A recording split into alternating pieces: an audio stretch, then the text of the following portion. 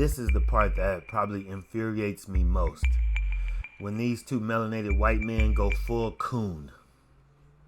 Yeah.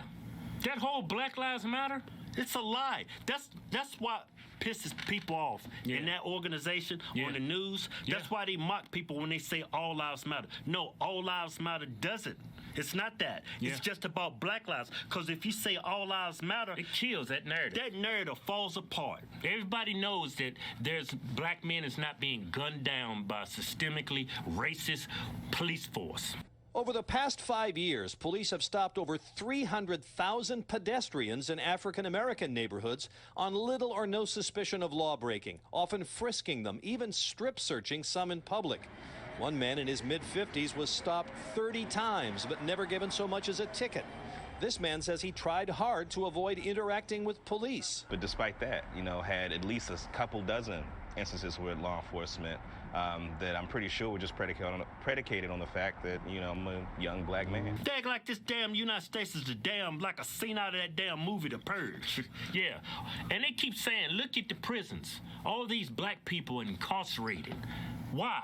America's public enemy number one in the United States is drug abuse. Recently, a 1994 quote from an aide to President Nixon has surfaced claiming that the war on drugs had everything to do with race and politics. The Nixon campaign in 1968 and the Nixon White House after that had two enemies, the anti-war left and black people. We knew we couldn't make it illegal to be either against the war or black, but by getting the public to associate the hippies with marijuana and blacks with heroin, and then criminalizing both heavily, we could disrupt those communities. Because of the color of their skin, or because they was robbing people, killing people, committing crimes? If they're in jail because they're black, it's 2020. It's pretty easy to get them out. You gotta have evidence to be in jail. White man wrongfully convicted decades ago is finally celebrating his freedom, but it took nearly 30 years and the Innocence Project to get Jerry Thomas out of prison. Yuki and Jess Bilal tells me he knew this day was coming, but it hasn't quite hit him yet that he has finally regained his freedom that was wrongfully taken 28 years ago. Someone once told me, he said, don't dig in, dig out. An emotional David Robinson walked out of prison last night after Missouri's Attorney General and local prosecutors dismissed the charges against him. Here in New York today, a stunning development in a murder case NBC News has been following for nearly 3 years. A man freed this past spring after being wrongfully imprisoned for 2 decades. Spending 42 years in prison for a crime that he did not commit. This video right here that you see behind me is Ladora Watkins, his first moment of freedom. Watkins was convicted back in 1976 for murder. The 23-year-old has been in prison since he was 14 years old after police said he had confessed to the murders of 4 people. The incredible part of this story is that 2 weeks after the 4 homicides on Runyon Street in Detroit, another man known as Vincent Smothers, a self-confessed hitman, admitted to numerous killings, including those 4 that sent Sanford to prison. Still, remarkably, it's taken this long for state police to examine what Detroit police did with the case all that time, and for the legal system to free the now 23-year-old. 95 pounds, he was just a skinny little teenager, only 14 years old, growing up in the town of Alkaloo, South Carolina, back in 1944.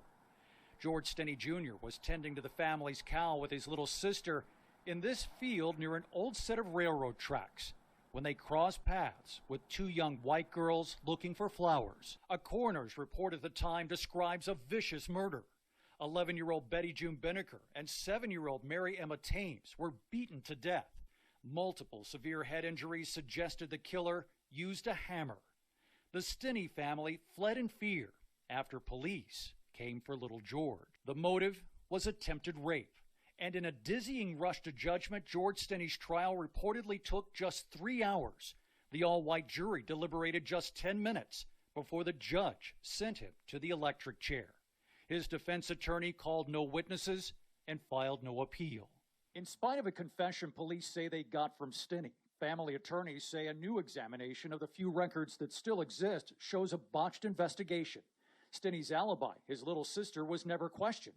There was no evidence of attempted rape, no evidence of blood on Stenney's clothing, and no murder weapon consistent with the wounds found on the girls.